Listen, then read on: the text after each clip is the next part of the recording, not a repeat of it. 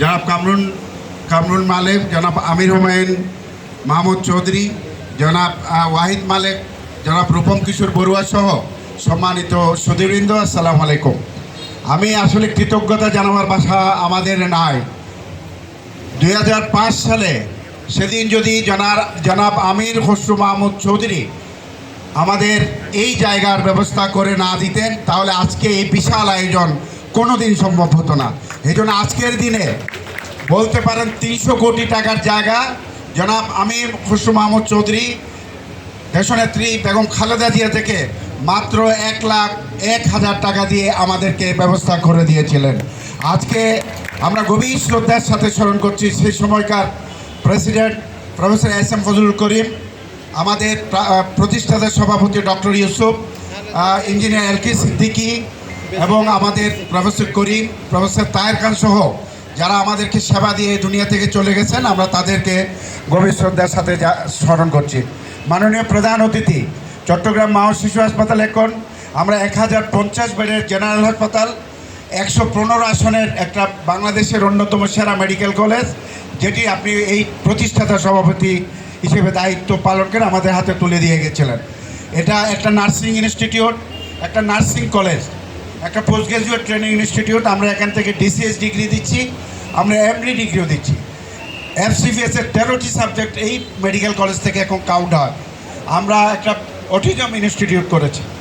আমরা সর্বশেষ আমাদের সংযোজন আমরা ক্যান্সার ইনস্টিটিউট করেছি, যার একটি ওয়ার্ডের আজকে দায়িত্ব নিয়েছেন আমাদের ক্যান্সার হাসপাতাল বাস্তবায়ন কমিটির চেয়ারম্যান জনাব এম এ মালেক সাহেব। তিনি নিজে 1 কোটি টাকা দিয়েছেন। সবাই বলেন সাংবাদিকরা কে কত টাকা দেন, কিন্তু এম এ মালেক সাহেব প্রমাণ করেছেন তিনি 1 কোটি টাকা দিয়ে সারাটি সময় আমাদেরকে সময় দিয়ে তিনি প্রমাণ করেছেন তিনি মানুষের কত কাছের মানুষ। এখানে মিসেস কামরুল মালেক আছেন, যিনি কোভিডের করুণ সময়ে 50 লক্ষ টাকা দিয়ে আমাদের কোভিড কর্নার করে দিয়েছিলেন। তিনি তখন লায়ন্সের গভর্নর ছিলেন। এখানে রূপম কিশোর বড়ুয়া আছেন, তিনিও 1 কোটি টাকা দিয়েছেন। জনাব সুফি মিজানুর রহমান আমাদের এই মূল ভবনের জন্য 5 কোটি টাকা এবং ক্যান্সার হাসপাতালের জন্য 5 কোটি টাকা দিয়েছেন। ভিআইপি টাওয়ারের মালিক আবুল হোসেন সাহেব, তিনি 1 কোটি টাকা দিয়েছেন। প্রফেসর সৈয়দ আবু তাহের, তিনি 1 কোটি 20 লাখ টাকা দিয়েছেন। শাহানশাহ জিয়াউল হক মাঝভান্ডারি ট্রাস্ট, তারাও 1 কোটি 20 লক্ষ টাকা দিয়েছেন। এভাবে আমরা এক নাগারে প্রায় 13 থেকে 15 কোটি টাকার উপরে কিন্তু 1 কোটি টাকা করে যারা দিয়েছেন তাদের পেয়েছে। মাননীয় প্রধান অতিথি আমাদের মালিক সাহেব যেখানে 10,000 টাকা দিবে বলেই সেখানেও আমাদের সাথে দৌড়ে গেছেন।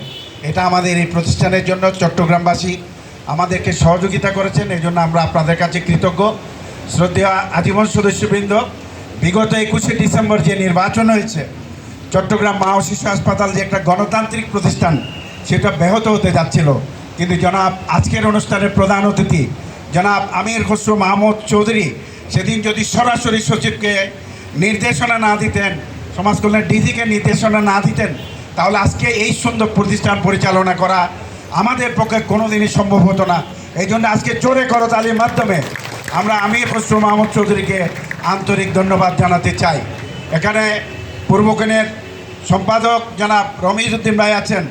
আমরা আজাদি এবং পূর্বকোণ আমাদেরকে যে প্রচারের দিক দিয়ে সহযোগিতা করেন, সেজন্য আমরা আপনাদের কাছে কৃতজ্ঞতা জানাই। মাননীয় প্রধান অতিথি, আপনি 300 কোটি 500 কোটি অনেক কিছু আমাদেরকে দিবেন।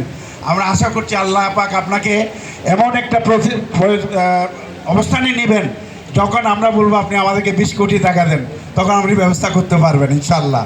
তো আমরা যেহেতু আপনি 300 কোটি টাকার জায়গা আমাদেরকে দিয়েছেন, আজকে একটা আবেদন জানাই, একটা মেশিন এমআরআই মেশিন শুধু আমাদের কাছে নাই।